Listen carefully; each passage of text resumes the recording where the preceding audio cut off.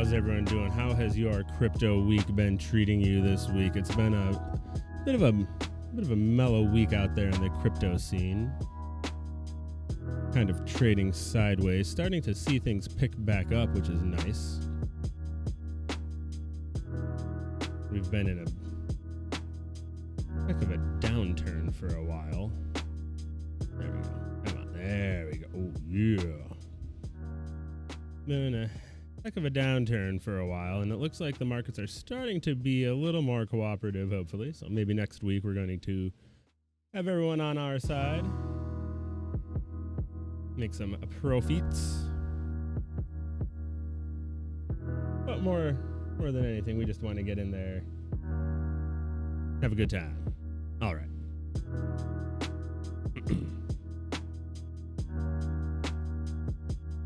Beauty. Looking good. Maybe turn that up a little bit more there just to make sure. Let's smooth that out so I can actually move my body. Oh goodness, I don't want to lose my body. So this is Crypto Church Live episode 1. Thank you all for joining. We have a lot on the docket today. Unfortunately, we didn't have a SafeMoon Sunday AMA today to go through. So no big news from the SafeMoon team to cover, but we did get a lot of information on Twitter out of the Gambia. So we're going to go ahead and touch on what we heard from them there, along with some other good information from the crypto world at large. So let's go ahead and jump right in here. Life in Canada and Philippines. You are first. Welcome. How's it going? Thanks for stopping by. Good to have you. All right, let's go ahead. Like I said, first things we're going to do is touch on a little bit of SafeMoon news here. We've had a lot coming through from our friends since they've been over in the Gambia.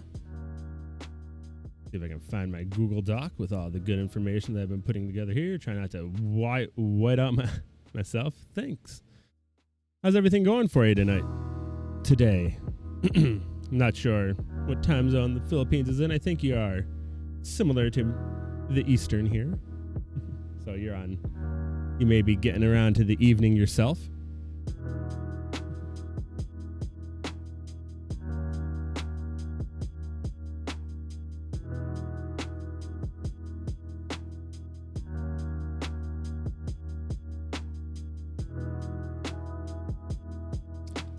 Right, so starting it off, just taking a quick look at the Twitter feed. Currently in Canada. Very nice. I see. So bouncing back and forth between the two routinely. Excellent. What part of Canada, if you don't mind me asking? East Coast, West Coast, Central?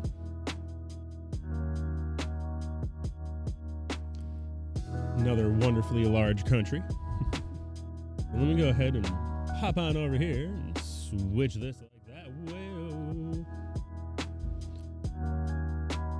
Most recent update from the SafeMoon squad, Alberta, Canada. Hold on, let me reference my map, my globe. Give it a quick spin and see where we land here. Alberta, almost all the way to the west. All right, sweet, almost where my buds in BC come from. Excellent. I know some of my friends over there, some of my buds, right? All right. That's very, very cool. I'd love to get up and get to visit some of the Canadians one of these days. One of the countries I had not yet paid a visit to. Seems like it's always some good times up there, though, from what I know of the folks I've talked to who come from that way.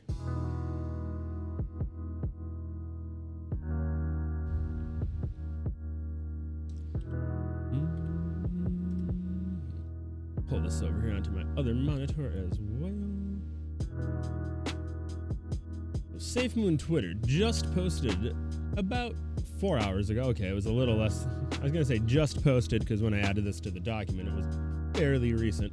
What a journey we have been on and what a journey we have ahead. We are still focused on listing with new exchanges, but also have so many exciting paths to take and share. In the words of CEO SafeMoon CEO John Caroni. SafeMoon is the freedom of the unbanked. And then PES, imminent. And if you take a look here, we have the SafeMoon spaceship flying through the solar system of all of the different, what would you say, exchanges that they have listed on. But if you notice, the one that it is pointed at is the, well, I guess I have to click on it here for the big reveal. What does it look like as imminent? Is that, are we saying we're getting imminently toward a listing on Binance? All right, that has some mega implications if that's what's going on here. So I hadn't gone too far through the comments to see what's going on here. I love that cat gif. That's one of my favorites there, the launch button. But if we are seeing a Binance listing coming soon for SafeMoon, I know it's been a bit of a meme and we've been talking about it, and everyone's kind of just been wondering whether or not it would actually happen. And at this point, it's kind of like, well, SafeMoon's going to get their own exchange, so do we even want a Binance listing at the? Well, yeah, we do actually. We still do want to get listed on Binance, even though CZ's been a little bit of a hater along the way. He's still a big player in the game. Oh, that's my flipping on my monitor. Big player in the game, and Binance is a big ecosystem, and it's nice when everybody gets along. So that is what we are shooting for, and getting listed on Binance would be huge for SafeMoon. So if we're taking this image here at face value, blasting through the solar system of exchanges with Binance as imminent, that is awesome. Would love to see that happen. Personally, I'm not going to use it. I'm going to get that SafeMoon exchange rocking as soon as I can. But hey, the more people we get here on the SafeMoon ecosystem, the better it is for all SafeMoonanites. That's my opinion. Now, next big piece of SafeMoon news, of course, what is today? Today is the 13th of June. Now, what is in June here that we are all keeping an eye on the date for? Oh, yep, that's right. The beta sign up for the wallet. That is 2 days away now. Not even 2 days away, because we have Monday the 14th. And sometime on Tuesday, we get to sign up for the beta. So we just got some new information today regarding the wallet beta, and that is that it's going to be a closed beta, which is fairly reasonable to have assumed that they were going to limit how many individuals were going to be able to do the beta at once. Obviously, they're limiting, they would be limited by the capacity of the systems that they're testing here. Now, if they were to just open the floodgates to 2 million individuals to just get in there all at once and start smashing away on there, that would be just probably a little too much to handle for non-production systems. I don't know what kind of resources they want to dedicate to this kind of a setup until they know, this is beta. They're just doing some testing here currently. So we don't have any hard numbers now. If you see here, this is from DBS SafeMoon. They're saying that they're putting a sign-up form live on the 15th, and then they are going to actually manually review each applicant. And I don't know if they're probably not gonna handpick. There's probably gonna be some type of animation, a bunch of little cartoons running through and selecting everybody. There's going to be some sort of automation, I would imagine. But I don't know. Maybe they have some interns that they don't like that they could put on this. But they're going to go through the form's submissions and start selecting the different individuals who have applied, and then draw from the pools a nice variety and representation of what they think would be a good set of testers to make sure they actually get good quality testing for the wallet app. And I think that is a good move. Don't want to just let it be first come, first serve, fill up, first 20,000 or whatever slots.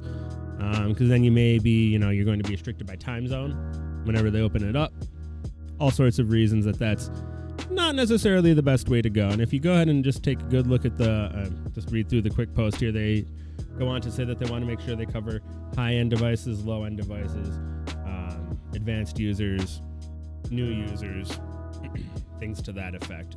If you scroll down, though, there's a great highlighted comment here from a user, Bubonic Tonic 57, who says he has done a number of product launches for some Fortune companies and things to that effect, and he gives a number of tips to the SafeMoon team, and I think they are actually some really prescient tips here that I hope they take into account.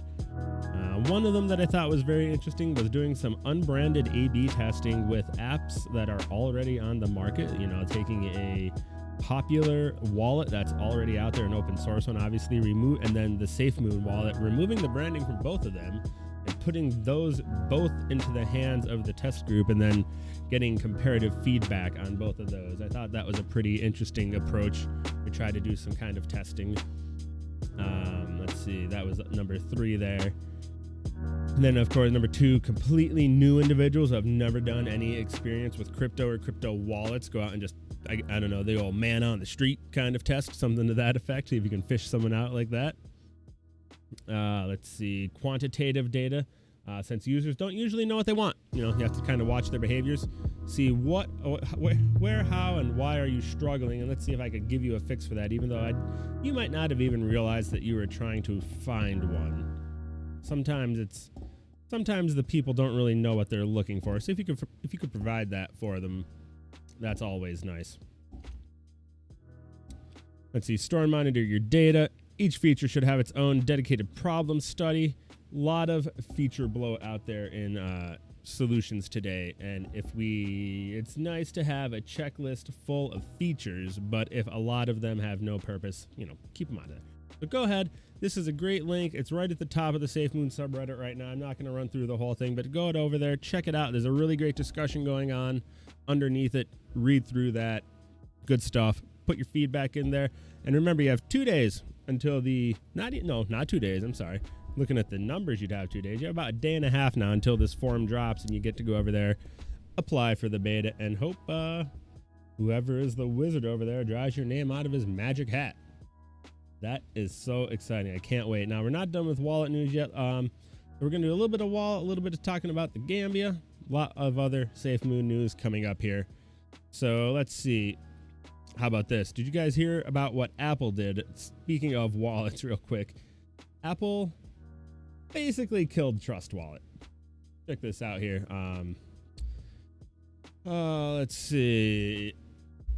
Here is a link in light of the DApp browser. So basically, everybody, we all know what the DApp browser is in Trust Wallet on our mobile app. So the DApp browser is what you use to go on to PancakeSwap on your mobile device. You go down to the DApp browser, open up PancakeSwap, and from there, you could buy yourself your SafeMoon. So, not surprisingly, I'm actually surprised it took this long, that DApp browser is outside of Apple's walled garden. Yeah, of course it is. Anybody, I mean, kind of 50-50, because it was really just pulling up websites that were linking to the Trust Wallet. What do you guys think? Is that outside of the Apple walled garden that they like to enforce with their applications, the Trust Wallet DApp? Well, doesn't matter. What we think doesn't matter, because Apple shut it down. No more DApps for Trust Wallet. Trust Wallet is now just a wallet on Apple, on an iPhone. Thankfully, I'm an Android aficionado. Whatever. Back when I was a cool kid, I cared about customizing and tweaking, and I got hooked into the ecosystem, and now I'm hooked into the ecosystem, and I don't hate it. But here is a nice video from the SafeMoon team about what they say is a workaround. Let me go ahead and bring up the full screen. Oh my, I'm so sorry. Okay, so let's see. Here's the full screen. I have heard things about, I'm not sure if this works, because this is basically doing the exact same thing that the D app was doing, which was going to a website and then using the protocol to allow the website to connect to the Trust Wallet app. And I'm pretty sure Apple broke that. So try this out if you are an iPhone user and are struggling, and let me know if it works. But I have heard from a few users that this workaround was no longer valid, which is a bummer. But at the end of the day, it's one more reason we really just need that SafeMoon wallet to be back here even more quickly. Come on, SafeMoon wallet. Where are you? You are honestly our only hope at this point. Apple's shutting everybody down. What do you think? Will Apple have a problem with the SafeMoon wallet, or will it be allowed to run unimpeded? Oh, that's my monitor.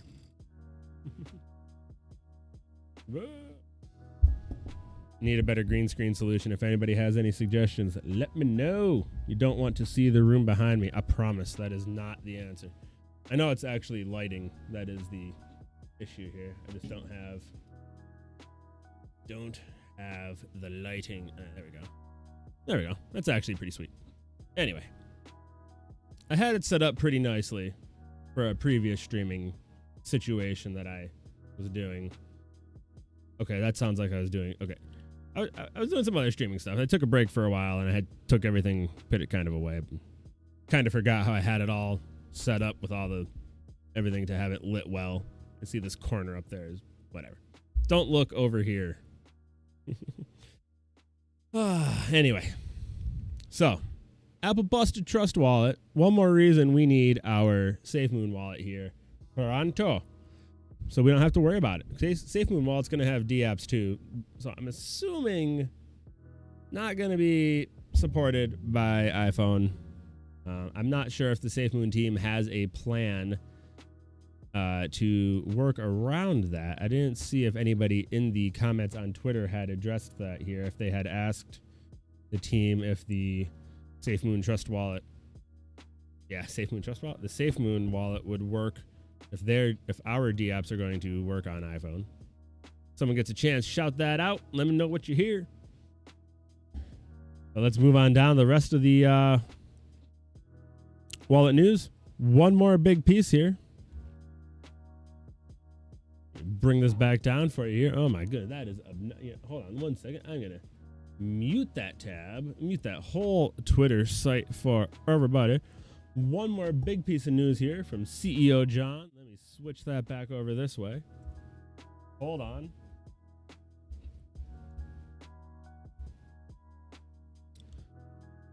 The SafeMoon crew, in working on the wallet, has identified apparently a good old number of vulnerabilities in all the other wallets out there today. Now, it might be a little bit of posturing here, just trying to, get a couple more homies on our boat. But hey, who's to say? Maybe they're gonna drop bombs. We don't know. I'm very interested to know what this actually means, what we're talking about here, what kind of glaring security gaps. What, John? What, John? This is going to be very interesting to see. Integrating game-changing encryption. Now, we're going to talk about that more when we get to Papa Watch. You probably all already know what I'm talking about if you've been watching the Twitter and the Reddit. But the game-changing encryption, we're going to get to that soon, but this is really interesting to me. I come from an IT and security background, so this is cool and curious. Can't wait. And then, starting with the top and the bottom, it's been a bit of a weird week for people in the crypto scene on Twitter. There's been a lot of hostility and beef between folks on the different coins. So I'm not sure what's up with that. Why people are starting to get a little extra hostile. Maybe it's everyone coming out of lockdown, not really being sure what to do with themselves. So John kind of addresses that in the end here, where he's saying basically we are gonna just rise above it, put everybody on SafeMoon, and if no one else is going to be the adult, SafeMoon will. He's gonna step in there, provide the platform, allow everyone to come on in, and it's gonna be great. Honestly, I think it's really looking like everything I've heard about the SafeMoon wallet and exchange and the bridges between the other chains, you know, with the SafeMoon blockchain, is really setting up for something huge to be coming down the line here. It's going to be awesome. Can't wait. Cannot wait. Well, that's what we have on the SafeMoon wallet here. It's a whole bunch of wonderful stuff here. Lots of great news coming on the SafeMoon wallet. Let's take a look now. What's the team been up to this week? They've been all over the Gambia. Lots of exploration. We've been hearing from David B. Smith, the new chief content officer. He's been posting pictures left, right, and center on Twitter. I've been loving checking it out. He's actually now Dada B. Smith. I'm not sure if Dada is the Gambian translation of David. I would assume so. That's pretty awesome. All right, David, Dada. Let's take a look. We're going to do do a little slideshow here, if we can, of what the team's been up to on their trip to the Gambia. I'm sure most of you have seen these pictures already. If you have been following, excuse me, sorry, give me 1 second.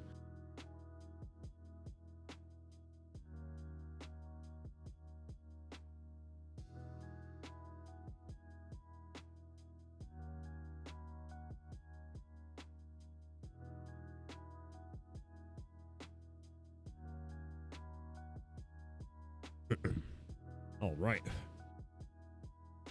So, you've been following along here on Twitter throughout the week. You've seen a lot of these pictures, but there have been a lot, so fair chance you might have missed one or two. We're going to run through and check out what's going on here. Start off with the old fit to fly cert. Want to make sure everybody is in order. We're going to start before, straight on through the trip, see what everybody was up to over there. Maybe we picked out some interesting tidbits along the way. Found some clues, if it were, as it were, if you would. So, team's getting started, cracking off. Next up, we have everyone lining up here. Charles and the crew all masked up and ready to do. Look at all the bags. What are you doing with the bags? I mean, when you're the boss, I'm not sure why you're carrying so many of your own bags, but it is what it is, I suppose. How do you guys like to travel? Many things packed into one bag? Or do you go with like one big suitcase usually? You know, do you store it away? Do you go with the backpacks? Do you go with the suitcases? Do you check it? What's your strategy? Your travel strat? Either way. Charles looks like a one bag over the chest man. John looks like he needs to bring his entire closet.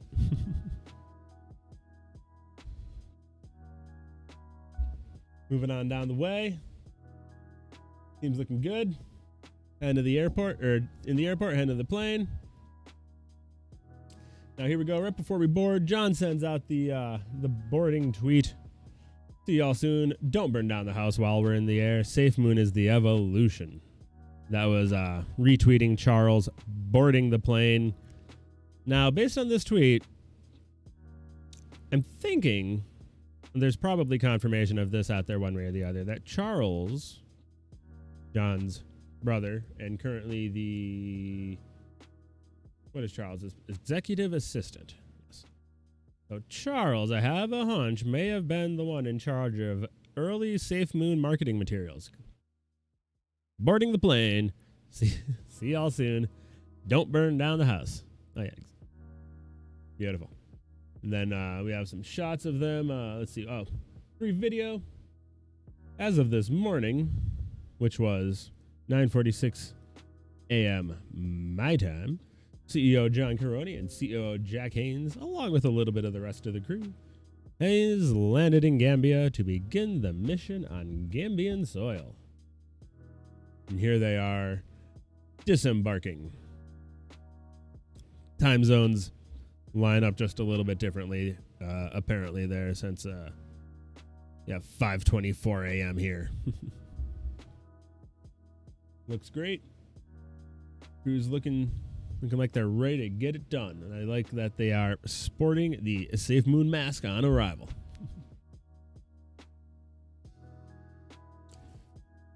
Straight to work on what was unfortunately immediately referred to as the SafeMoon casting couch. It is what it is. Great picture, great team, and yeah, look at the upper thighs on our COO. That man can ride a bike.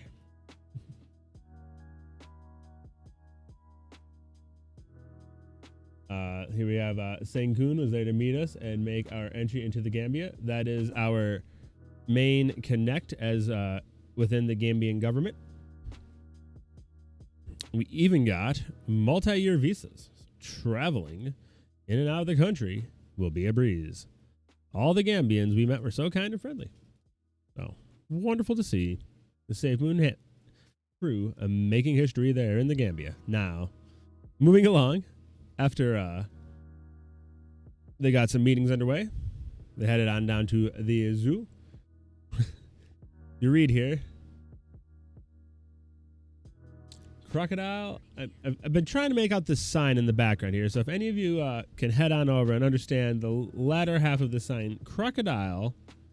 So don't touch. I got don't touch crocodile without the advice of the guide. Basically telling you, keep your hands off the croc. Reasonable advice, I have a feeling, if you want to keep your hands attached to your body. Now, I don't know. I probably wouldn't be putting my hands on the crocodile. Now, I don't think any reasonable person would put their hands on this crocodile. Who and their... Oh, okay.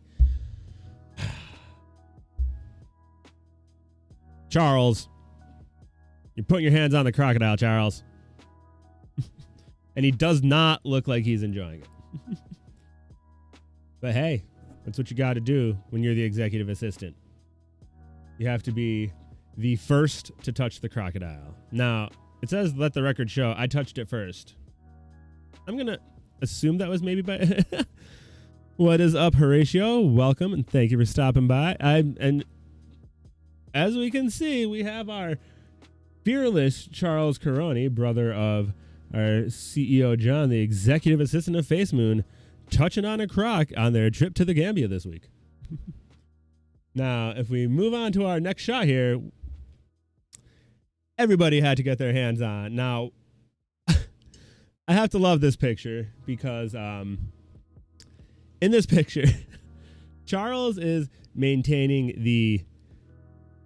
Thank you, my friend. You as well. Hope you're having a wonderful Sunday. Hope you had a great week. Hope your SafeMoon holdings are doing well as everything else in your life. How's everything going for you? Where are you coming in from today?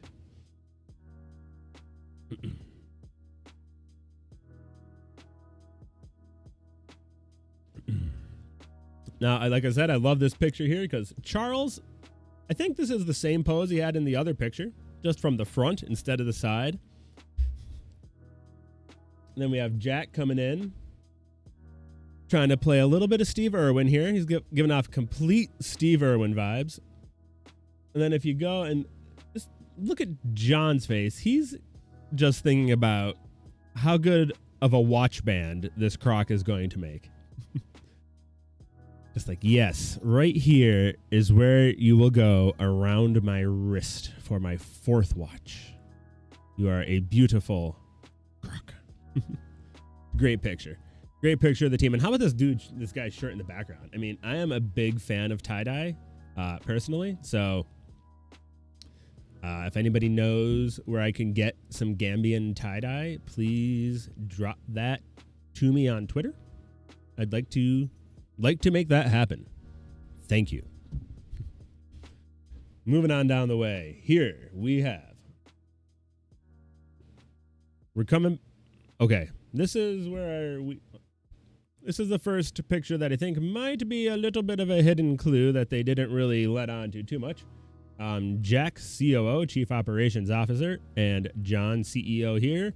An incredible day full of progress. Now, that's a big quote for a fairly bland picture in front of a wall with a map. But if you read that map, overview of QCell's mobile network signal coverage in the Gambia. Did a little bit of digging today before we got this stream underway about mobile coverage in the Gambia. And it turns out, as is the case in many countries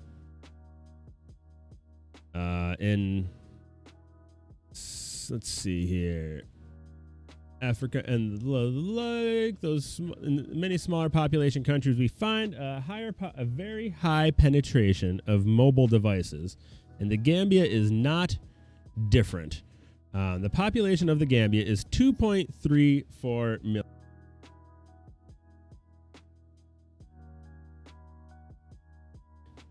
All right, hold on just 1 second here. Let me get this pulled up and I'll show you what I'm talking about.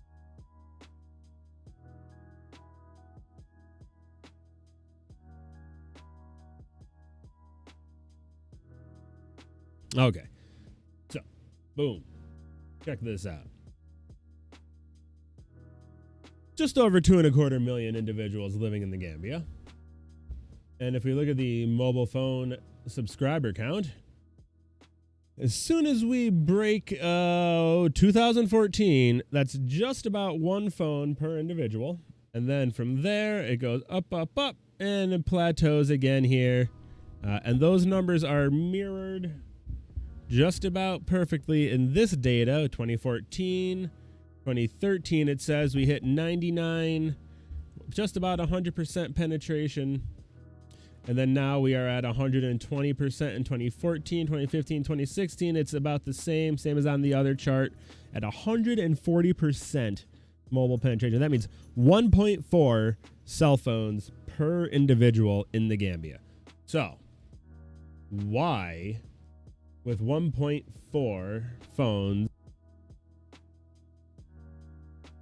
why, with 1.4 phones per person in the Gambia, may the team be interested in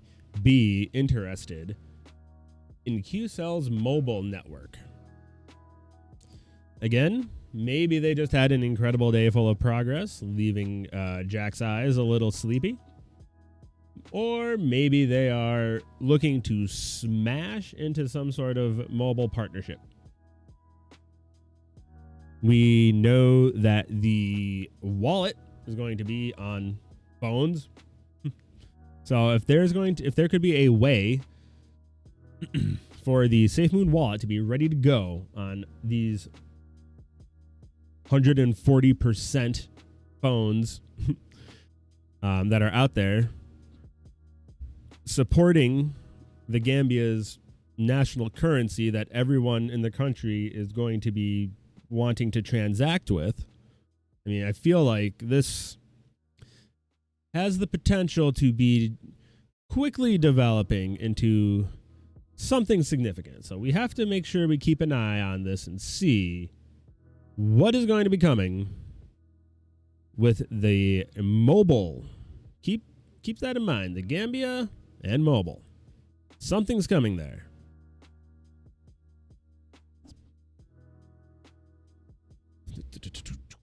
All right. Keep this rocking. Keep this rolling. Turn this over like so. Boom. Thing of booty. It's a thing of booty. Next. What else was the team up to this week? Mobile in Africa. Absolutely. So, we get SafeMoon. SafeMoon is the national currency in the Gambia. 100%, 140% penetration on mobile devices. What can they do to make sure every Gambian has access to the SafeMoon wallet? I think it's going to be big. Let's keep rocking through the pictures here. A little bit of the flora and the fauna. Beautiful, beautiful, beautiful. That looks like just one of those awesome, beautiful smelling plants. Now here, team got into a little trouble. Probably from touching the crocodiles.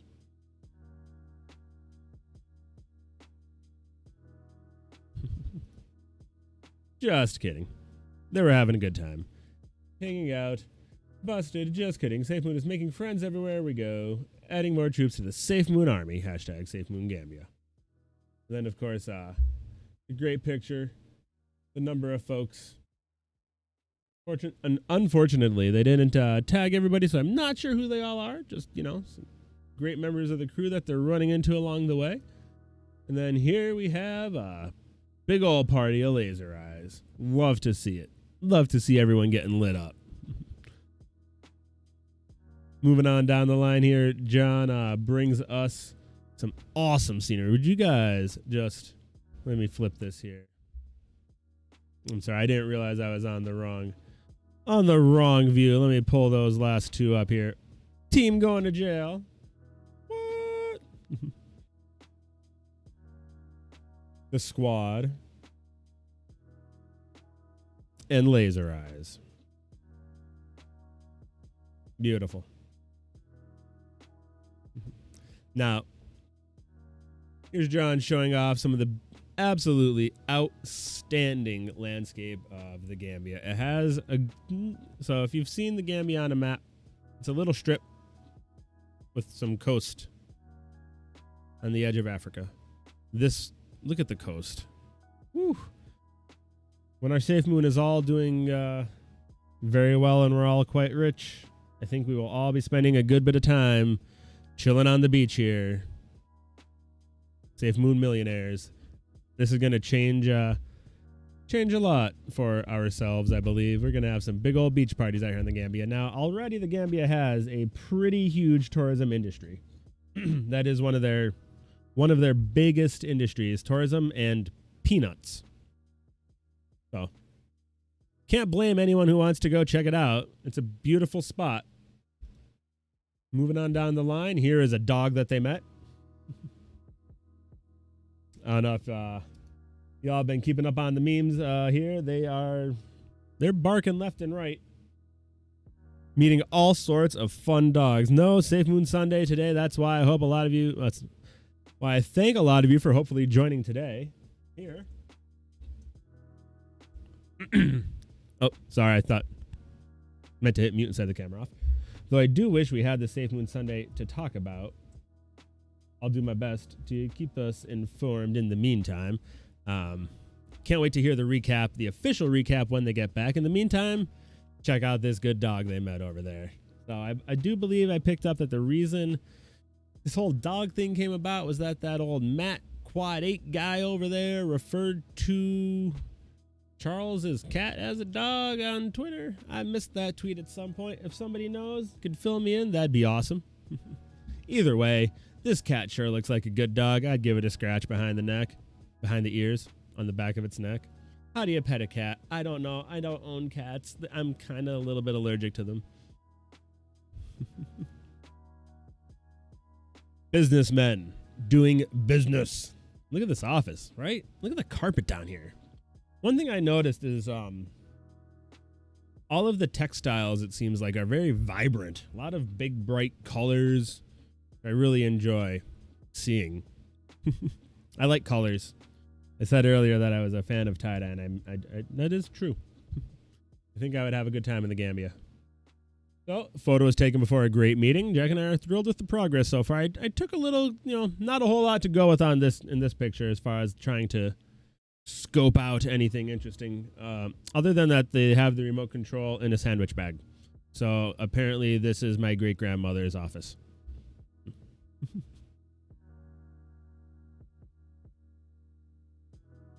Not this one, though. SafeMoon is the evolution. And this is the last one we have here as far as picture day goes. Here we have Banjul, which I don't know if I'm pronouncing correctly because not only am I not sure what the dialect is, I just don't know what the accent is supposed to sound like. So I'm going to go with Banjul, and this is the capital city of the Gambia. Look at the colors on those fabrics. Oh, how are they doing it? I'm not sure. I love it. The paving on these streets with the bricks, so cool. Such an awesome looking area to go walk around in. Presumably, it looks hot though, doesn't it? Seems like I'd be sweating, but that's okay. Did you see those beaches we had a few pictures ago? No sweat, a little bit of sweat. So the team has been absolutely crushing it over there from what it looks like. They haven't given a whole lot of hard information. Just kind of been dropping little hints here and there that they have been going to meetings, getting things done, doing very well. And that's always really good to hear. So we're pretty much waiting to get back to know what it is that they were working on while they were over there. And I'm hoping to hear some really good news. Like I was saying about the mobile, some of the stuff from the wallet, and who knows what else. Now, there was one tweet that came out from John, CEO John. Let's pull this up here. Very promising. This was from just 2 days ago, and this came out while they were in the Gambia, and this is pretty promising again. It shows that they're really, really doing well while they're over there. The team is smashing internal deadlines. Now, I wonder what are they talking about here. It looks like looking forward to providing public release dates for the wallet, the exchange, and Operation Phoenix. So that's great to hear that we may have public release dates coming soon for the wallet, the exchange, and Operation Phoenix. Smashing internal deadlines. Always good to have internal deadlines getting beaten. And I think that's one of the big things about this team that allows the project to keep doing well is that they set realistic deadlines for themselves, which allows them to accomplish them. Other projects I've been seeing lately have been trying to do weird things with rushing deadlines or not even using deadlines or just kind of winging it. Having realistic deadlines is huge for project management, and SafeMoon being able to set those even a little bit far out and telling us as the hungry community that here is the plan. It may be a little bit, we'll wait. And then they could say, you don't have to wait. We have it ready early. That's the way to go. So that is super hype. Can't wait to hear more about what these deadlines are that they're crushing while the team's over there. I think that's going to be some of the big news that we hear about when they come back. Big stuff there. Potentially big stuff. Those are the two of the big things that we know a lot about that we're waiting on, the wallet and the SafeMoon exchange. We know the wallet sign up is the 15th. We don't know when it's going to drop, though we have a bit of an idea. Stay tuned for Papa Watch for some information on that. We don't know for sure. So we'll see. Operation Phoenix, of course, still up in the air. Nobody really knows what that's going to be. Could be anything, could be everything. Could be the blockchain bringing everything together. I still don't know. I know a traditional Phoenix is rising from the ashes, which is why I'm not really sure about what they're calling. I don't know. It's crazy. It's crazy. I'm not really going to I don't want to get into Phoenix right now. All right. Couple things. Two things. Then we're going to go to Papa Watch. First up, drama alert. What's up with this guy on Twitter? Not going to say his name. Once again, trying to drop the FUD that we're all a bunch of bots and SafeMoon buys followers. I'm just here to say, not a robot. Okay, bud? Okay, dog. It's okay. Just saying. That's it. That's it for drama alert this week. SafeMoon Army is real. We're here. We're not robots. I'm sure there's some bots that follow the SafeMoon account, but there's some bots that follow every account. Let it alone. Be cool, everybody. We're supposed to be friends. We're all on the same page here. Crypto is crazy. It's still new, even though it's been like, I don't know. I mined my Doge in like 2014, and then like what's Bitcoin, like almost a decade now. So still, it's new, it's fresh, and it scares a lot of people. So we all have to be on the same team, and we all have to be working together here. Don't be haters. Unless other people are being haters. Then you could hate on them hating. Tell them stop hating. Stop hating. So, that's that. Take a quick peek at the old chart. See how things been making out for SafeMoon this week. If you guys have any other charts you want to scope out along the way, we could check them out. But right now, let's just see how the SafeMoon chart's been reacting to the team being off in the Gambia this week. It has, let's bust up the 7-day chart. It has basically just been trading in a little bit of a downward straight line until about halfway through today when it rocketed. What happened here? Does anybody know? Do we know what caused this little bit of a pop? I think it's just getting ready to go into the week, maybe? Maybe not, though. The mystery of the charts. As far as this week goes. Now, if we had any major news come out, everyone just getting ready, anticipating the beta signups coming up, maybe. But SafeMoon is one of the, I know I've said this before, as far as chart watching goes,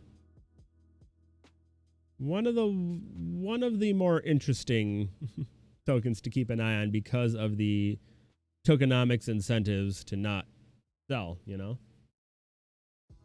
It's hard to say what folks may or may not do and why they are or are not doing things, because there is that extra heavy hand influencing it all. So this week, here's the last 7 days. We had dip,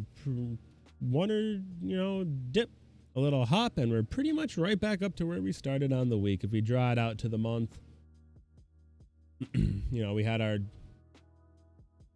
big drop with the start of the cold crypto summer where basically everything went down, and since then basically have just been trading steady, which once again for SafeMoon, not actually a problem. I am perfectly okay with it. While I would obviously prefer it to be mooning right now, trading steady is pretty cool since we are collecting reflections and burning as everyone else starts to get on board. So when in doubt, zoom out. Still holds fairly true to SafeMoon. And then if we go back to the 1 year, which is obviously longer than we've been in existence, that is a fine and healthy baby token.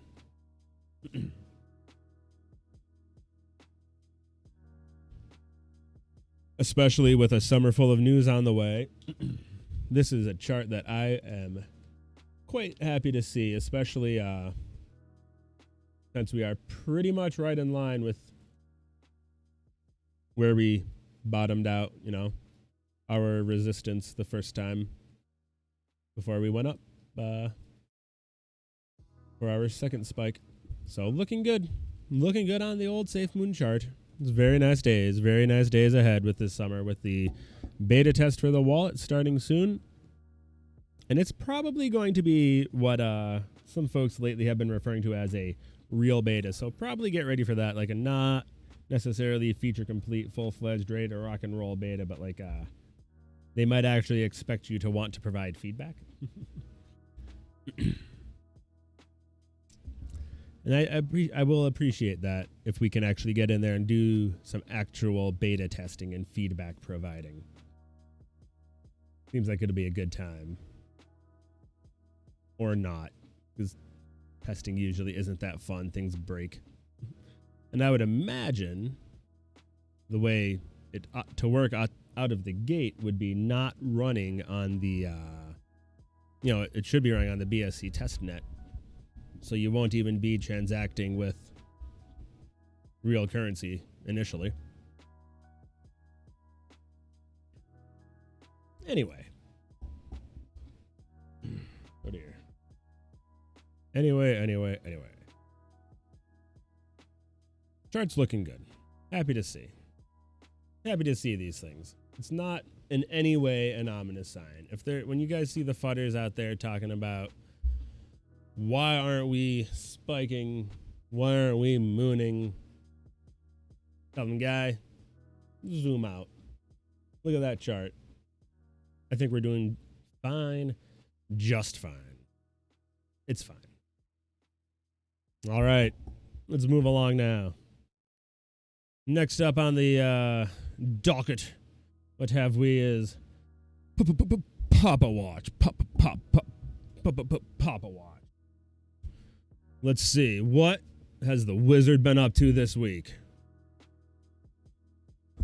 A lot. I think Papa Watch is gonna. I don't know what I'm gonna be able to do with Papa Watch. This Papa doesn't take a break. So let's report in here. Papa Watch. First, he started posting weird logos on Discord. Let's pull it up. Weird logos on Discord. We figured out pretty quick what it was. It was Hoard. But you may ask, what is Hoard? Let's see. What do we have? Sean Witriol. Yeah, Sean. Where you at, Sean?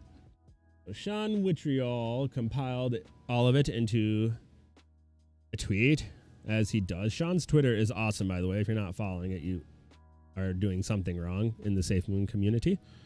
Sean's the man. Anyway, here we go. Our CBO is dropping some valuable hints on the 100 million supply. The more I read this and other articles and believe there will be a hard fork, and it will be done through the bridge and Hoard. Hoard is a memory allocator and processor. So I'm not so sure I agree with Sean on that one per se, but let's read about Hoard. So here's what Papa put up on Discord. Someone was asking, Papa, you got to teach these youngins about that 100 million token. So if you saw my last video there about the new, I don't even remember what it was. Jeez. Getting 100 million is what Papa had always said was the goal, basically to allow for SafeMoon to be able to approach a penny, okay?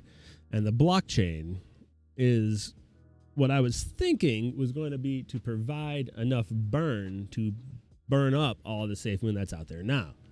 Let's see. What is the total supply currently in circulation? Currently, it is, let's see, 100,000 million, 580 trillion. So we need to get down to 100 million. So that's about here. So I had been thinking that the SafeMoon blockchain is going to be a good way to get some major burn going. Sean's thinking here that they're going to fork SafeMoon. Let's talk about Hoard a little bit. So Papa said, either way though, sorry, just to finish up that thought. Either way, Papa's saying we have to get to 100 million SafeMoon in circulation somehow.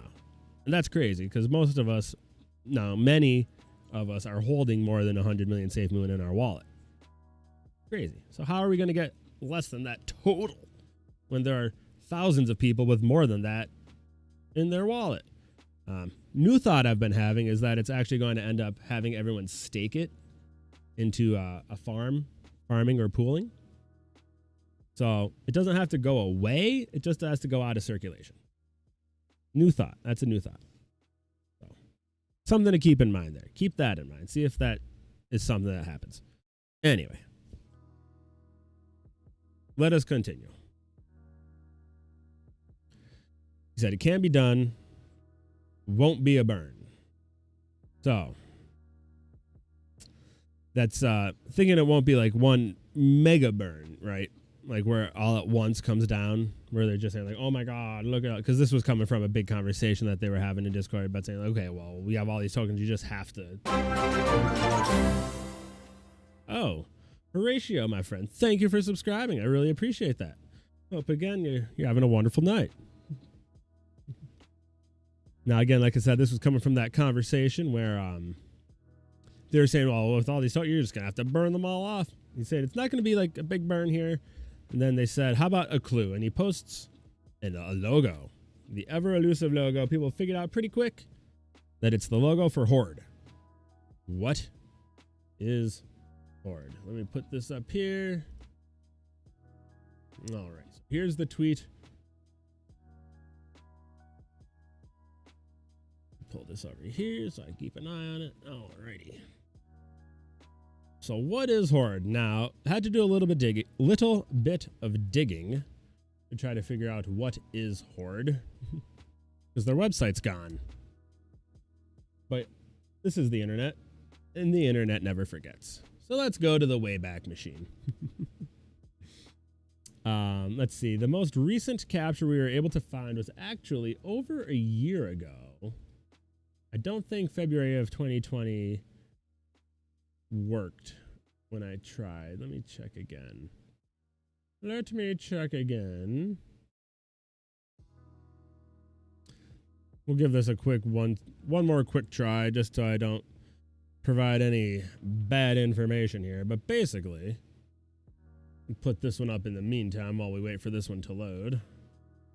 What we have here with the Hoard is it's somewhat of a, well, it's exactly what we would want at the heart of the SafeMoon exchange protocol to allow us to swap tokens from one chain to another, which is what we've been talking about for the SafeMoon exchange. Oh my God, this is making me look all sorts of strange colors. Okay, here we go. So the SafeMoon blockchain running SafeMoon as its native coin, you know, obviously, is going to, sorry, let me think about how to put this together, because this just makes too much sense. This could be the bridges, right? If we, let me just scroll right on down to here before we blow it all up. Let's see.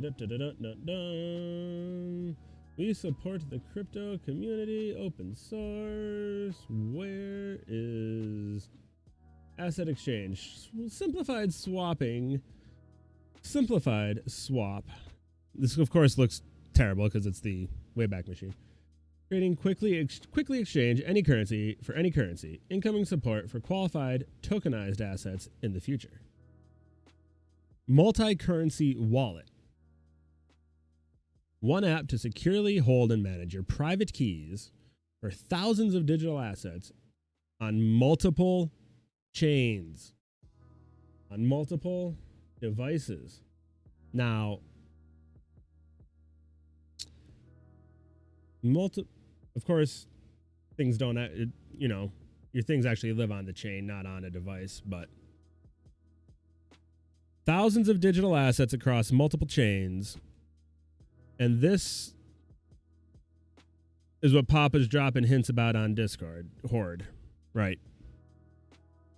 To me, this sounds like this is going to be, and the Hoard website is gone as of about a year, or let's see, did I get it? Did this other version load? Yeah, that version from 2020 doesn't load. So as of about a year ago, this website went offline. Now Papa's talking about it, dropping that logo in Discord, and it basically describes what should be, in my opinion, the bridges, pulling all of the different chains together into the SafeMoon blockchain. It really just makes too much sense. But just in case that wasn't enough, just in case, I found, well, I didn't find, hold on. Where did it go? I have to stop clicking these buttons in this order. Otherwise, that's going to keep happening. This Twitter user, Chris Shingamiyazma, with a 5 for the S, the founder and CEO of Hoard itself, on LinkedIn, which is where all good corporate leaks occur, has posted, currently working in tandem with our CTO. Let me bring this over here so I could read it without having to stare at that screen and looking all weird. Because this is big. This is a big one. Currently working in tandem with our CTO who's not Papa, but on an open source project, Float on an Oracle-based cross-chain atomic network that makes any crypto transaction liquid and instant across any chain powered by the OAR token. Now, I only knew OAR as that weird jam band when I was in college, but still not the one. Here we go. Ready? Let me click the next. Also, spearheading the user experience architecture for an all-in-one cryptocurrency platform like the SafeMoon exchange that combines the power and flexibility of crypto's most popular applications under one roof, making it simple enough for anyone ages 5 to 75. Come on. What? Why is this guy's website offline if they are currently spearheading the UX? Obviously, it's not their UX, it's not their solution, or their website would exist, right?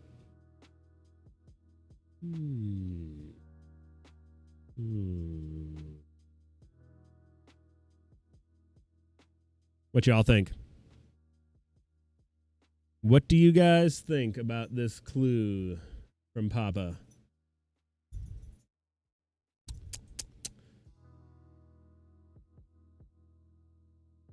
What will Hoard be? Is this going to be the chain?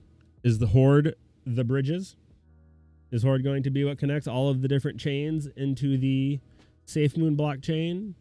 And will we be, and how will that allow us to get to 100 million SafeMoon in circulation? I think we're close to something here. I don't know what. Let me know. We're getting close. We're getting close. Next up on Papa Watch. Encryption. Papa's going hard on security. Let's see. Do I have a tweet for this one? I don't. Do I not? Did I not save this tweet? Hold on. So today, basically, today or yesterday, Papa tweeted out there, or maybe it was on Discord, I'm not quite sure, that SafeMoon's going to have 15,000 bit encryption. Yes, 15,000 bit encryption. They may have actually been in the same thread where he teased some of that other information. So let me go ahead and just pull that up here real quick and see if we have it. Let's see. Let's see. Not that one, not that one, not that one. All right. Well. So if you know much about encryption, you should be immediately popping off when you hear 15,000 bit. That is an insane amount of bits. Most encryption is using 256 bit right now. SHA 256, I believe, is what Ethereum uses for its private key generation seed. Wait, no, not. Sorry, I mixed up my using weird words there. I believe Ethereum keys are 256 bit. Yeah, I believe that's correct. And then as far as the key generation goes, I believe they use an SHA algorithm. I don't know exactly which one. And then your recipient address is a hex key, 48 character hex 128 bit. I think that's correct. So if we are going to be talking about taking that 256 bit private key, which is what encrypts your wallet locally. Whoa. And switching it, upgrading it to a 15,000 bit key. That's awesome. But it does make me wonder a little bit. Papa, how much time do you think we have in our day to be signing contracts? Because when you have one of those big monster keys and you have to go sign a contract, you know, every time you buy coins or swap coins on PancakeSwap or stake or unstake, and it pops up that little box to sign that contract on MetaMask or Trust Wallet, it uses your key to do a little bit of encryption. And a 256-bit key, okay, that's reasonable, but I wonder how long it actually would take to encrypt that little contract with a 15,000-bit key. Probably with today's, you know, modern computing, nothing significant, but that's fun. It's a fun little thought experiment. So that's good, Papa. Good to have that security concern on everybody's mind. Appreciate that.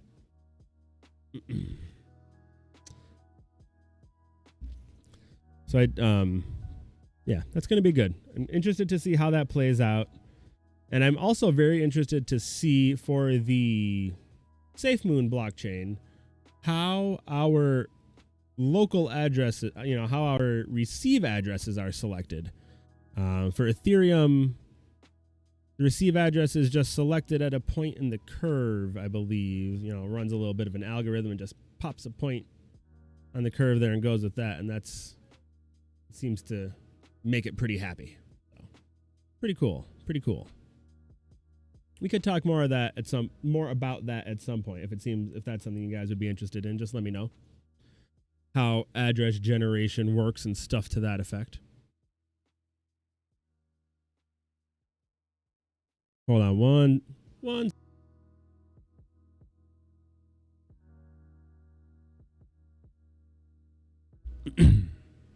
All right.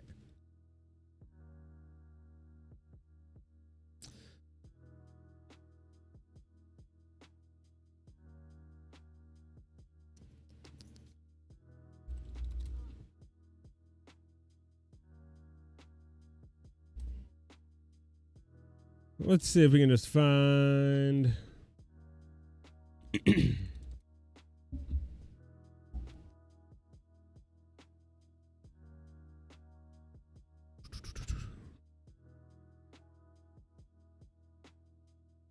Let's see if we can find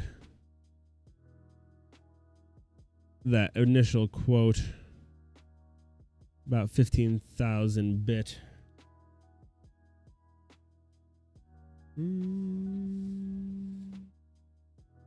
There it is.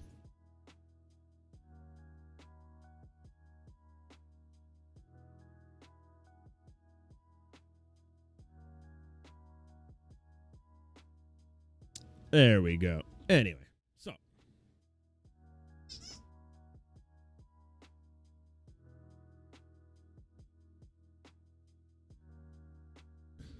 there we go. Straight from the man himself. Sorry about that little mix up there. 15,000 bit encryption. And I had to look, and he did clarify that this is not going to be 256 bit. You know, some strange version of that, because that wouldn't be particularly noteworthy. So 256 bit encryption coming our way. Presumably this is, I mean, obviously this is private key side. So what? Wow. Basically, we are going to be future-proof for some time until we get some crazy revolutions in quantum computing. Can't wait to see. Can't wait to see it. Can't wait to actually get to read the specs, the technical specs on this from Papa. Going to be great.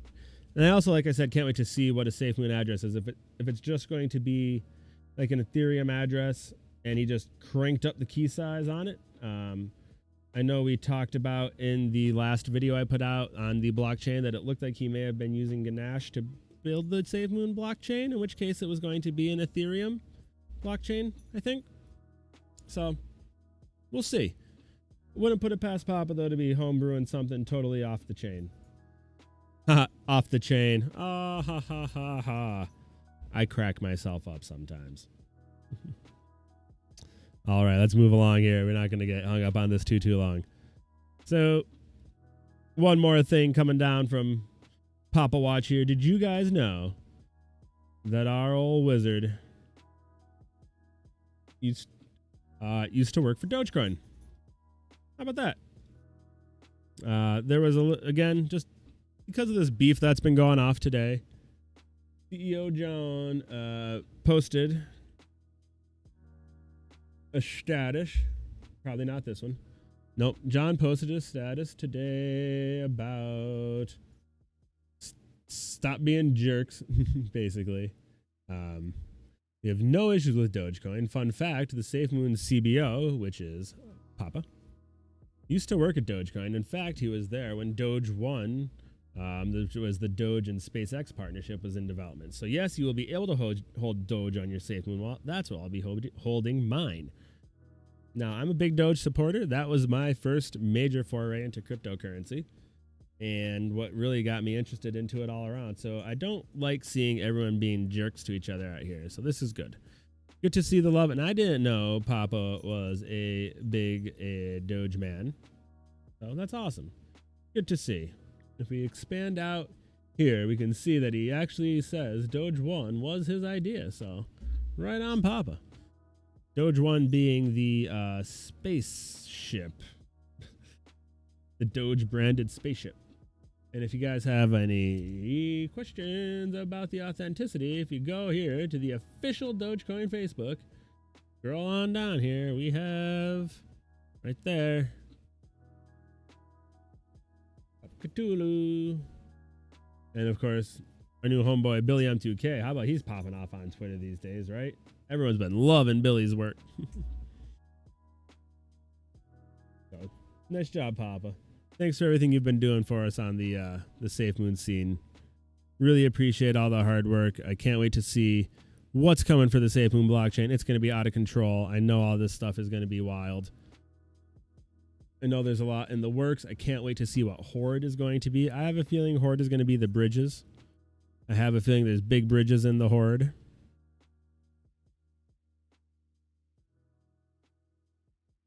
Let me know what you guys think. If you find any more information about Hoard, drop it down below. Let's see.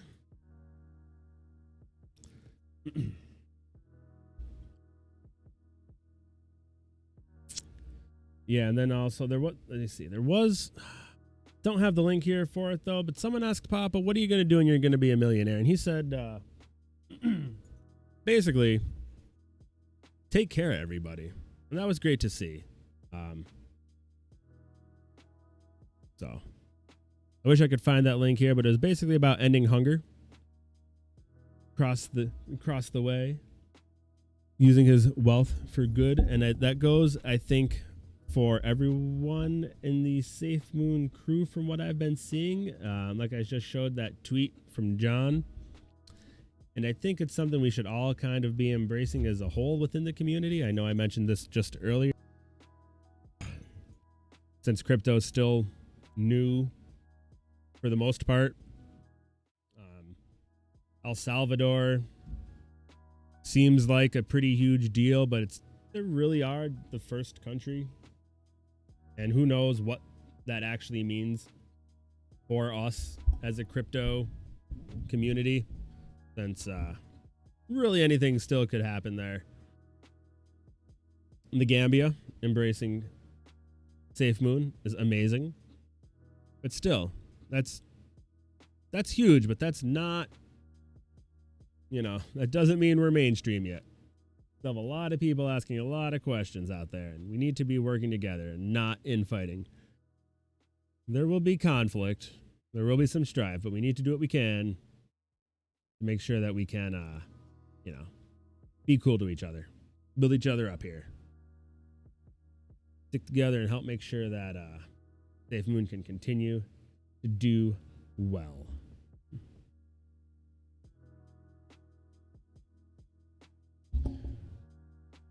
That is about what I have for Papa Watch today. So let me pop that off.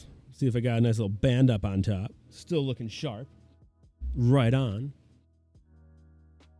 Now that is going to wrap up the SafeMoon section. We have a few other things to talk about here, since I don't want to make this completely about SafeMoon. I know I am 110% SafeMoon fan, but there's a lot of other things going on in the world at large here, in the crypto world, that I think is important that we talk about.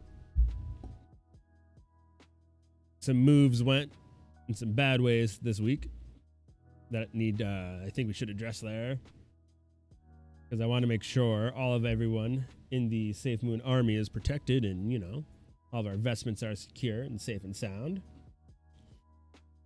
Some new projects out there, some projects getting a facelift, and then my thoughts on what you can do if any of you are either planning to launch a token, or if you're looking at token launches, to have success, or make sure you're investing in projects that are hopefully not going to faceplant.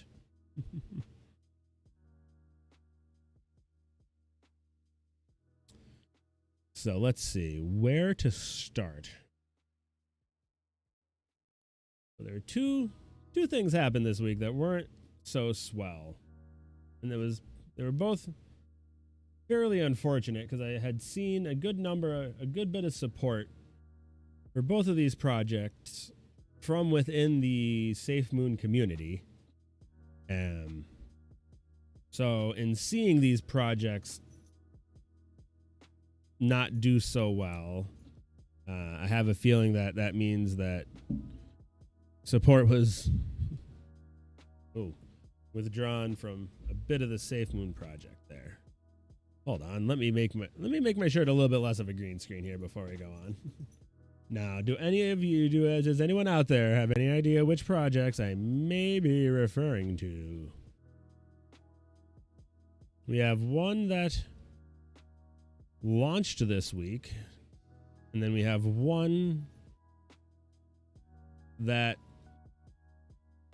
people are calling a rug, but I'm not going to call it a rug, because I don't necessarily think it was. It was just a very unfortunate situation that has resulted in, at this point, basically a defunct token.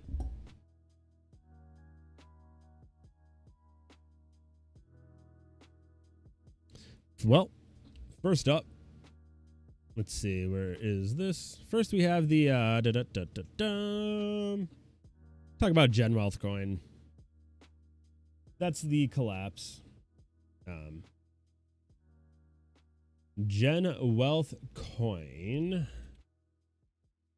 had some very interesting ideas and marketing, and they were looking promising. But there was some weird business going on with them from the get-go. Let's talk about GenWealth. Let's see, is their Twitter gone? Excuse me. Let us see if their Twitter has been scrubbed. GenWealth.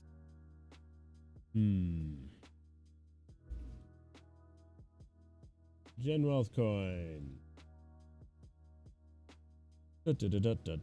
Not seeing any. Yeah, it does look like they have taken their Twitter down, which is about what you would expect at that point. But like I said, it's so what happened with GenWealthCoin? They had a lot of potential. They had a lot of interesting ideas. They had a lot of promotion. They had a lot of support from the community. They had a huge amount of buzz. And then it all kind of just didn't just fade away, actually. There's a very specific set of circumstances that led to this. So I'm just trying to see if their Twitter still exists, and it really looks like it doesn't. Okay, so GenWealth. The big idea behind GenWealthCoin was something like a 10-year, 7-year legacy vaults that were going to be locked up and we weren't going to be able to access until 2028. And that is what was promoted by the founder as being what made a token unique, because every token needs something to make it special and unique and draw in investors. that seemed cool. So, okay. Put that out there. Good idea. Get everybody up in on that. And it worked really well. Token had a great launch. One of the craziest launches I have ever seen for a new token. The pre-sale sold out very quickly. And then on day one, it shot straight to the moon. Like, it was a straight moonshot. A lot of people made some bank, got out. A lot of people made some bank and thought they were going to retire and have, as the name of the token alluded to, generational wealth for themselves. So, you know, looked all around like they had a pretty good thing going on there. But there was, if you look pretty close, it was basically it was on the SafeMoon tokenomics. They didn't have like a product per se, but they did have at least a unique vision, which was the vaults. And that was cool. Like, invest as much as you want, lock it up, and see in a couple years, enjoy your money. Started to get weird though, because the day it launched, the founder, head honcho, I'm not really sure what title he was using at the time, but the big guy started tweeting. He was very, very active on Twitter and Telegram. Super cool guy, rounded, and he was probably the main reason that the launch was so successful. I mean, apart from the fact that it had an interesting idea behind it, he was very active and engaging, brought a lot of people in, sold the idea very well behind the vaults. But anyway, he came up a day or two after launch, started to indicate that the stress of managing the token was becoming overwhelming and that he was going to have to step away. But, you know, as always, don't worry. Very capable hands in place to handle the token going forward. So people were a little sketched out, called rug, as always, though. People were just saying, but, you know, everyone always calls rug immediately. So people were kind of just, at that point, since people had made a fair amount of money off the incredibly successful launch, he was given a big benefit of the doubt, I think, from the folks in the community. Basically allowed to step away, and it seemed that the people running the show did their best at that point to try to keep it afloat. But I don't really know if it was sincere or a slow burn at that point. A slow burn rug starting. It's hard to say, honestly, once it switched gears. But a few days later, turns out, I'm going to skip the majority of the situation. Comes to be that they don't actually know how to code the vaults into the contract. So the team announced that on Telegram, and that was about the end of it. Once the community catches wind that the one and only feature that makes this not like crappy SafeMoon is unable to actually exist, it dumps. And that's why I'm not saying this is a rug, because they were 100% transparent about this point, but I do kind of feel like it was a con from the original guy and team to sell the community an idea that they kind of knew that they couldn't do, and then he kind of backed out immediately and was like, I can't do it. Whether or not he was actually having any sort of issues. So obviously, if he was, I hope he's doing better, but not too sure. But again, I can't say it's a rug, because they didn't just like dump their tokens and take off. The team's still there and able to be reached, and they'll tell you, very sorry that the contract can't do what we wanted it to do. It just can't. We'll sell your useless GenWealth tokens and sorry. So what do you guys think about that situation? What would you call that?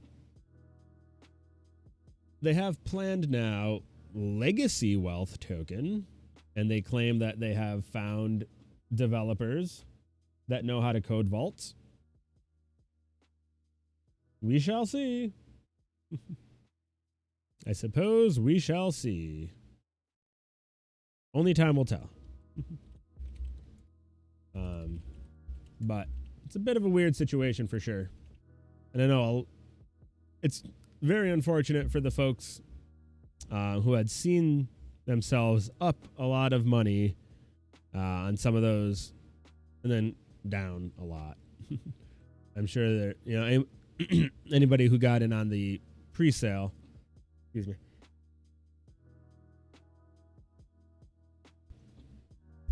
me, folks who had gotten in on the pre-sale there's a good chance that they may had seen their purchases go up quite a bit and then go very, very down. So that's a bummer. But what we learned there is that it is necessary to take profits sometimes. Always take profits, get out what you put in, and then enjoy the ride. And that holds just as true in crypto as it does in stocks. I don't know. I mean, I know we're not doing stocks at the moment, but hey, we could mention it, right? So if you guys do pre-sales, and we are going to talk a little bit about pre-sales coming up here. At the end of this, we're going to have my take on what makes a successful pre-sale. But from a buyer's perspective, you should always look to at least get out what you put in. Maybe at least twice as much. So. Bummer for GenWealthCoin. Bigger bummer for anybody who was in it. I'm sorry for your losses.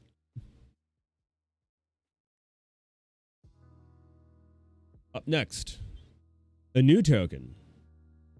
New to the scene. This one had a bad day. A bad week. This one, again, this one I kind of feel bad for the team because I feel like they did most things right as far as I can say. I can point to one thing that I can think that they did wrong here, and I'll see. Let me know if you can tell what it is, or if you can guess who I'm talking about here. They promoted the crap out of it. I saw it all over Twitter. I saw the pre-sale. I saw the pre-sale sold out. I think. I'm not sure. It was okay. They did two things wrong. Yeah. They did one thing really wrong. That's right. I forgot about this pre-sale situation. Two things. One thing very wrong and one thing fundamentally wrong. So, talking about ABCD token, who had, let's see, where'd they go? ABCD token, who had their launch this week. Crypto ABCD, the online crypto education platform where you can purchase your crypto education using ABCD token. Now, first I just want to start by saying I appreciate, like I always say here, that you need a token with a purpose. You can't just make a token and be like, oh, yeah, this is going to work. And having a token that you can use to buy courses, that's a purpose. It's a good one. I think that's actually a really good purpose. Spending a token on education is great. Spending a token on crypto education, I'm not so sure about. I have a YouTube full of that. So, not me personally, but, you know, I can access YouTube, which has a ton of free crypto education that doesn't cost me ABCD tokens. So I'm not 100% sure what the incentive is for folks to want to buy this token and use this platform instead of going over and enjoying some free content on YouTube. Hopefully, they start to generate some content soon so we can see, maybe they say they want to model it after Udemy or Udemy. So if they could actually build courses with like actual like tests, modules, that would be cool. But so far, seems like an expensive version of YouTube. But anyway, a couple of things that I really liked about the Crypto ABCD launch, and then we can talk about what went wrong. A solid team. We have Zane on here from Noob Token. I don't know Mohammed Aftab, but he has been putting out videos a lot, reaching out to the community. And then, these people all seem to be real. I reversed image searched some of these pictures. None of them seemed to be stock photos. That's a good start. Very active Telegram.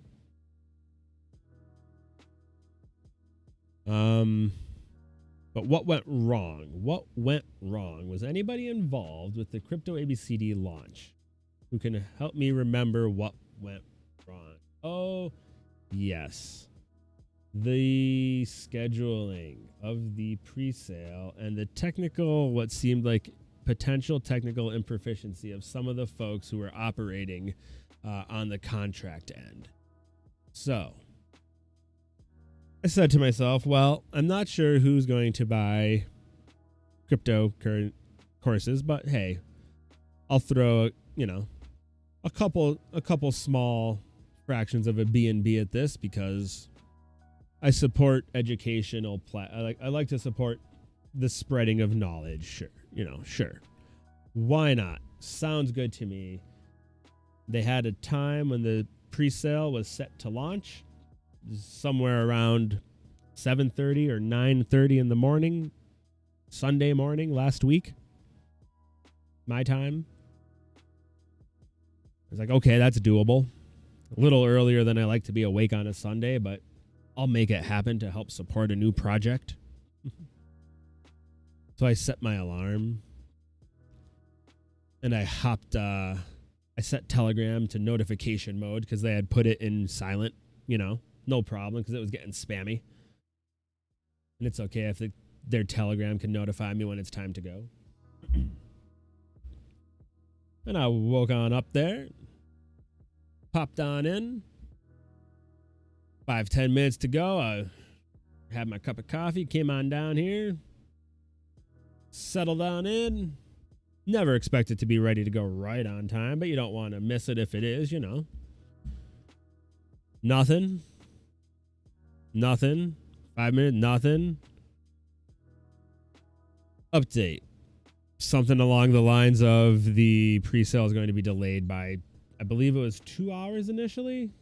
Well, let's just say, long story short, the pre-sale didn't end up popping off until something like 12 hours after its scheduled time. Not a great look. So eventually the pre-sale did start. Not anywhere near when it was scheduled, which infuriated not me because it was Sunday for me or Saturday. Honestly, I can't remember which day of the weekend it was. Maybe it was Saturday. Not a huge deal to me. I was hanging out, cleaning, mowing the lawn. It's fine. But the community wasn't loving it. So right off the bat, left a bad taste. Also, worth noting, the pre-sale and the live launch price were actually the same. So even getting in the pre-sale wasn't that sweet of a deal. You were just operating under the assumption that this was going to be an immensely popular token that was going to immediately go up in value. So if you didn't get the pre-sale, you were not going to be able to get that price ever again in the whole history of time. So, an interesting opinion. Turns out to not necessarily potentially be correct, but we'll take a look at the chart in just a moment here and see how everything played out for them.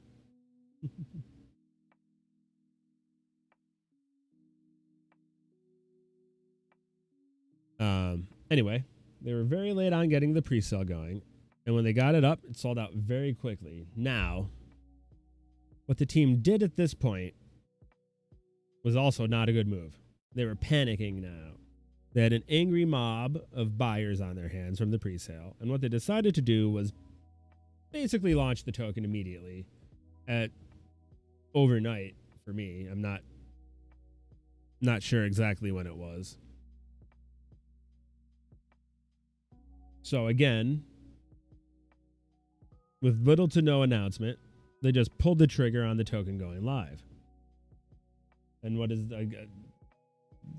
once again, that it led to a group of just furious individuals who were hoping to be there, ready to go as soon as it went live so they could buy it and get that day one price. Again, no sweat because I was hanging out. I wasn't really worrying about it. Unfortunately for everyone, or I get maybe luckily for those people who were worrying about it, day one price still available. Let's go ahead and check out the old price on ABCD token. Let me see that PooCoin chart. And what we learn from this is so here is the launch price. 70.7 something.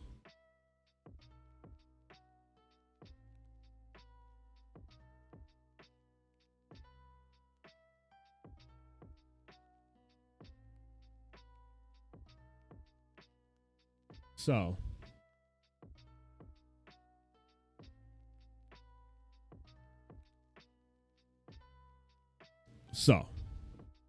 that a quick spike to here and immediately down. That is tough. And then since then, it's just been a steady just ride across the bottom here. Let me switch that over so you guys can get a good look at it.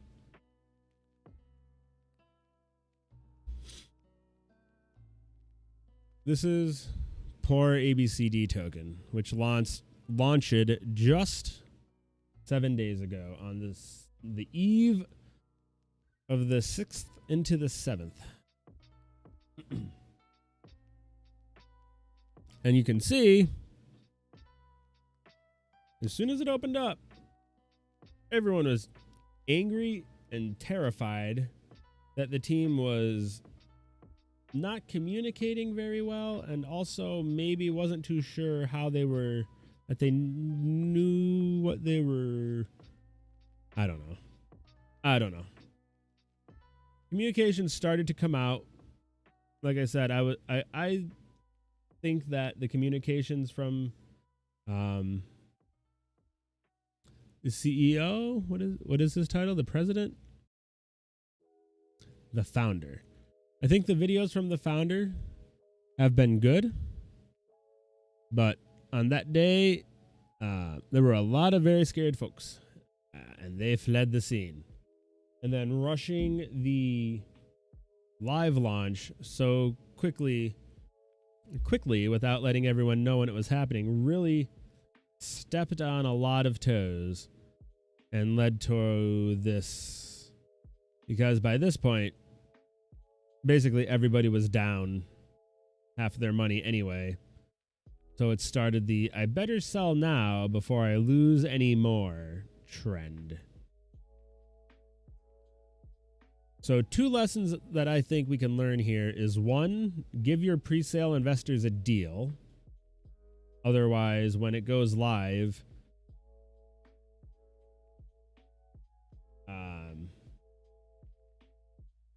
they don't have,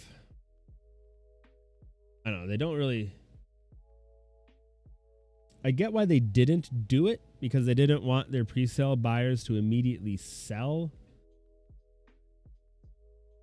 But it didn't play, that did not play.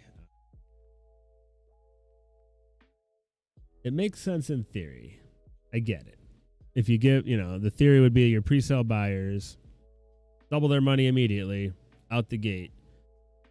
But that's not going to stop by not giving them a deal. So, and then secondly, we need to create and stick to a schedule. We're going to cover that more in how to launch a token here. But having a solid schedule is key, along with communication.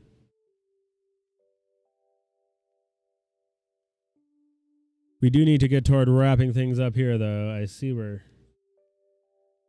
cruising along pretty long, so let me just see. What I did want to mention, a new token that launched this week. To what I think a good example of how to do it right. These guys over at Thorium. They didn't actually launch yet. They're actually still in pre-sale. But it sold out quickly. And they have pre-sale round 2 going.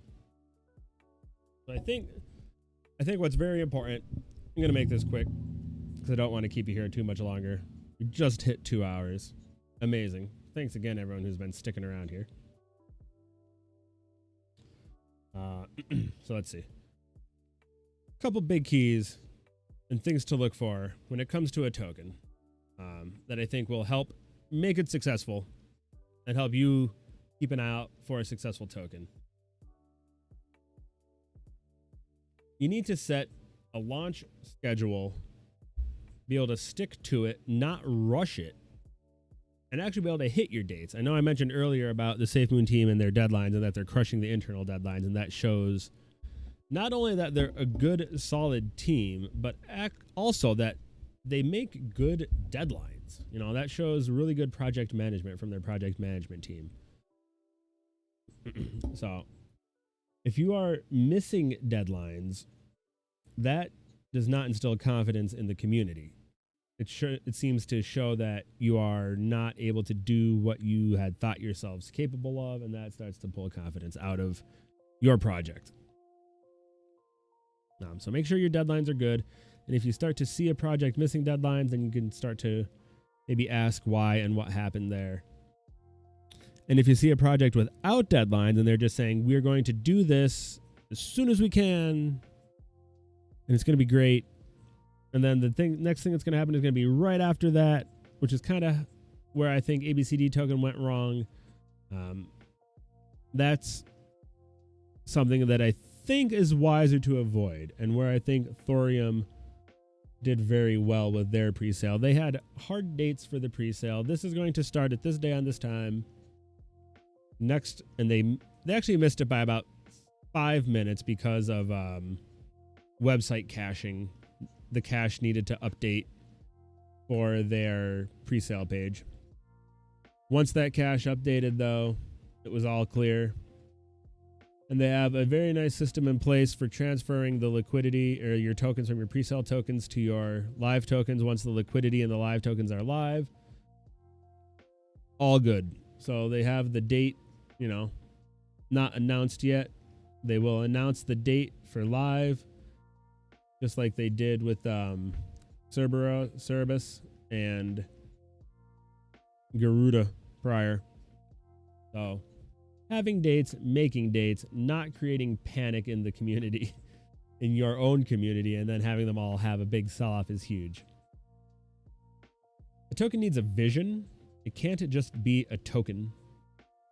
Deflation and reflections is not a vision. Clue has a great vision as far as it is a charity token. It has a whole wallet that just collects reflections and gives it to charity. NFT art is an art token. Porn Rocket is obviously itself. And HP Potion, which we're going to talk about in just a minute. GenWealth had a vision, but it couldn't functionally implement it, and you see that as soon as that was brought to light, it tanked. So if you see a token that's just like, hey, we're a deflationary meme token with reflections, I would not, say that counts. You need to have a project needs to be a vision that decided a token is something that needs to be included in this project. If you're creating a token and going and looking for what could I do with this token, you'll probably be less likely to succeed. And of course, like I said earlier, communication. Stuff is going to go wrong all the time. In every single project, there are problems. Just be open and upfront and sincere. Communicate to your community. They will understand, honestly. Let them know. People aren't going to string you up about it. And if they do, then show them how you can handle situations and come through on the other side. That's where I think Clue and ABCD have big potential right now. Clue just did a big rebrand from the rocket ship to the Clue Community. So big ups to them. Hope that plays out well for them. ABCD, I'm not sure how they are going to pull out of their nosedive, but I will keep an eye on them as well. They're both, that's just a week old, so much, much, much too early to put any nails in any coffins on that. Plenty of time to turn it around. Of course, I'm sure they would have preferred a rocket ship launch, but, take what you can get. You got to do your best. Let's just talk about real quickly here before we wrap this up here. There is the last segment, I suppose we can call this here. By the way, let me know what you guys think. I have a section on Discord, suggestions. Hop on in there. If you have any suggestions, suggest them. Different segments and things like that I wanted to mention would be a new project. I like to try to highlight or feature a new project every week here that I think is pretty cool or interesting. This week is Healing Potion token. These guys have actually been out for a little bit, over a month or maybe closer to 2 months now. Let me switch to the web page. Check out this web page. I'm gonna put it right here. Put it right here for you and give that a little read while I run through some of the things here. Oh, sorry. One other thing I wanted to touch on about what to look for in a token that you're going to invest in. Stop investing in community-owned tokens with renounced ownership of the contract. What does that even mean? Like, what is a community-owned token? Someone define that for me. How could I think that goes back to not having a vision, and also renouncing the contract. That's exactly what tanked GWC. If they still had control of their contract, they could probably fix it and put the vaults in. Both of those terms are buzzwords that people slap on a project that they fired off and don't want to have to be responsible for anymore, I believe. If I were wanting to make a quick couple $1,000 or something to that effect off a token, I would create a token, call it a community managed renounced contract, put a cute puppy face on there, do a pre-launch, cash out immediately, and then, walk away with no responsibility to it because, hey, the community manages it now. What does that mean? All that means is I don't have any responsibility to try to promote it and, push it forward anymore, which will not work. These projects need booster shots. They need marketing. They need something. It can't just be a token forever. It needs... it can't, and they all can't just be wallets and exchanges either. They need to do new and interesting things. So watch out for those buzzwords. Community owned and the renounced ownership. I don't like those. There should be an owner and they should have a vision, and it should be a vision that you support. And that's why you're involved with the project. And that's why I like Healing Potion. Because this is awesome. And not just because it's like cool 8-bit video game RPG stuff, but that is also cool. Excuse me. Healing potion. Let me check this out. Break it down for you. These guys started a project and said, hey, we could use this token for our project. Now, you've all been on Telegrams and seen these bots. Let me find Telegram and show you what this bot does. Because it's basically, this is the core product. Check that out.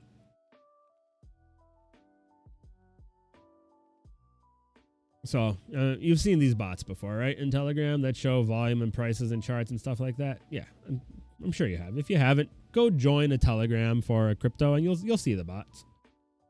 Well, HP Potion has developed a bot.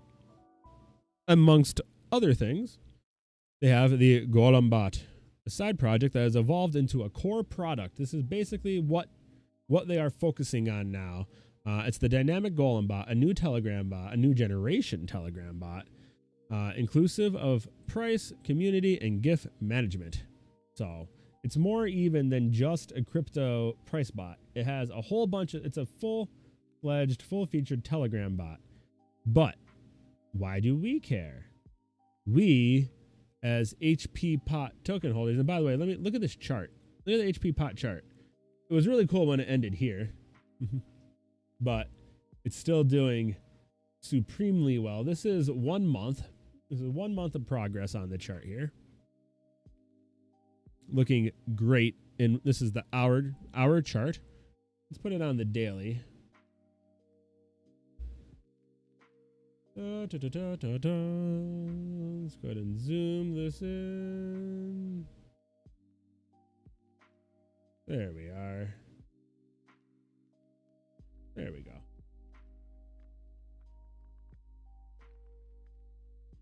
There's the daily view for everyone. Let's talk about why a Telegram bot is interesting. Why is it interesting for HP pot holders? Well, it is interesting because if other people who have a Telegram server want the HP pot in their the HP pot bot, oh man, that's going to get tough. HP pot bot in their server, they are going to have to pay for it in HP pot tokens. Sweet. That's cool. For me as a holder, I'm not going to run a Telegram bot, but I believe that's a great use case for the token. And that is what I like to see in a token. It's a great use case. It's something more than deflation and tokenomics. Tokenomics, by the way, HP pot, this is also ridiculous. So we do have, doxed team, all good there. 14% cut. You've heard of 10%. You've heard of 12%. Now you've got 14%. Yeah, that's right. 7% going right into your wallet. What they say here, it's the buff your wallet with gains. Here we go. It's actually a 12% tax, 7% back to the holders. That's wild. That is wild. It's a 7% reflection on this token. Haven't seen anything that high before. I think we normally get 5 for many of the others. So pretty wild. Pretty wild. Let's just do a quick run through. I'm just going to show you real quick. There's pull this over here. Here's what they have going on here. Guess what's happening? This is up on their Telegram. I have to read it over this way because it's on my other monitor. Basically, some use cases. You could have 3 bots now. The super bot. What makes it so special? Could promote, protect your channel and from bad actors. Basically, HP pot utility. What can you do? You rent the super bot, you pay an HP pot. Listing it in the bot yard, you pay an HP pot. So basically, they're going to have a bot yard where other people who develop Telegram bots can list them on the HP pot bot yard. And if you want to list your own Telegram bot there, you have to pay an HP pot tokens. Do some advertising, HP pots. It's basically everything you're going to do on the bot yard for Telegram bots through the HP Potion bot yard is paid in the HP pot currency. And that's it. That's what I love to see, a whole ecosystem built around this one currency. Sorry for my chin. That's what I, as a holder of the currency, love to see. Dev updates. Go read this AMA. I don't want to go through the whole AMA there. I basically just wanted to point out that this is what you want to see when you're looking for to invest in a project, is that there is something there meaningful. And then there is also the Brew Labs, which is a charting website, basically a DEX, a multi-DEX for NFTs. Could you imagine centralizing your NFTs? Right now, my NFTs are all over the damn place. Having them all in one spot? Yes. And then a secret project. What's it going to be? Also, they also have games. I didn't even mention that. They have mini games that you could do stuff with HP pots. So they are already there, They already have use cases in effect. So just when I saw that you could already play games with your HP pots, stop Elon.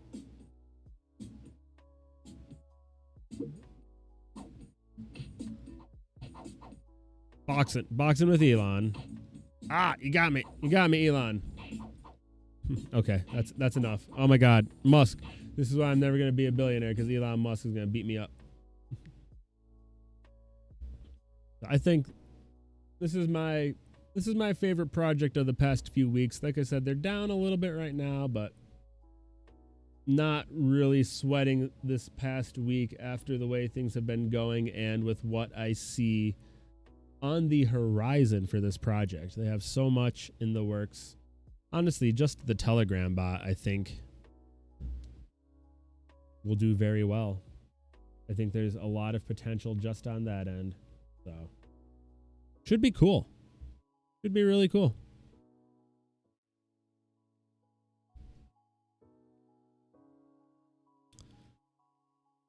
And I think that includes everything awesome and interesting, other than this damn green screen that keeps falling over back here. Let me turn this a little bit like that. Is that the ticket? Oh, that might be the ticket once I stop moving. No, not yet. We'll figure it out. We can figure it out. We'll figure it out. Anyway. Like I said, I think that's just about everything that I had on my awesome list of cool killer crypto news and things to report for you all. So thank you everyone for joining me today. Please make sure to hit that old thumbs up and the subscribe button down below there so I can see you here next time. Popping off all those videos on YouTube as quick as I can. Apparently we're going to be doing every Sunday here at 9 o'clock Eastern. This was a great time. I'm going to be trying to keep that news flowing. Hopefully next week we'll have the SafeMoon AMA so I can tell you exactly what the team has been up to in detail. Also, make sure you follow me on Twitter. Hop in Discord so we can chit chat. I told you we have that suggestions channel. I'd love to hear what you'd like to see. Maybe we'll have a way for stories to get popped up here. I don't know. There's a lot going on. I did not expect this to go 2 hours. I thought I'd be struggling to get to an hour with what I had on the list, but there we go. I can get my ramble on. Ramble on. And with that, I wish I could play some Led Zeppelin outro, but that is copyrighted. Thanks again, everybody. Y'all have a wonderful, wonderful, wonderful rest of your day, your evening. Y'all have a super, super week ahead. I appreciate y'all very much. See y'all on the moon.